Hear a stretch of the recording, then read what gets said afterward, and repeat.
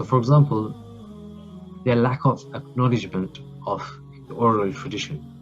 So within Islamic history, as you may already know, that there's a very strong oral tradition at the beginning. So when Prophet ﷺ used to say things, to make statements to the companions, then one of the main means of transmission between the companions and those who came after them, those who succeeded them, the tabi'un, etc., was through the oral tradition, meaning they would narrate to others. And generally speaking, they were all reliable. So they would narrate to one another what the Prophet ﷺ said.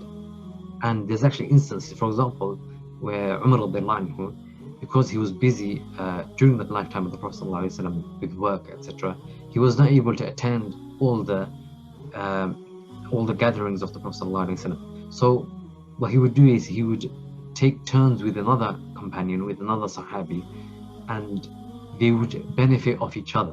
So one would attend, the other one would work, and then they would swap, and then they will exchange what the Prophet had said. So we see a rich oral tradition within that time. But that's not to say that writing never existed.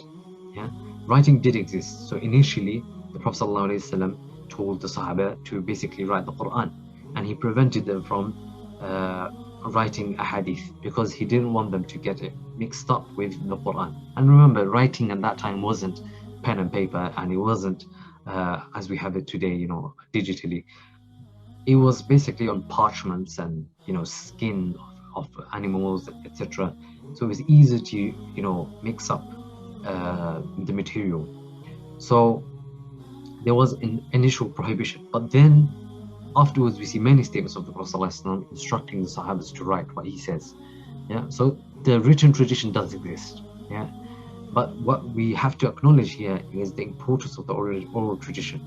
Yeah, so this is something which was pretty much absolutely disregarded by the early Orientalists, because they never trusted this and they never saw this as something valuable. Yeah, perhaps Golzi or Shaft, one of these, they would clearly say that basically it was an oral tradition which cannot be trusted, which is not reliable.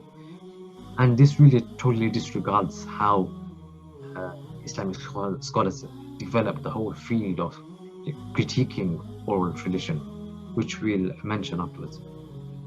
That's one of the reasons why they had inaccurate understanding of Islamic history.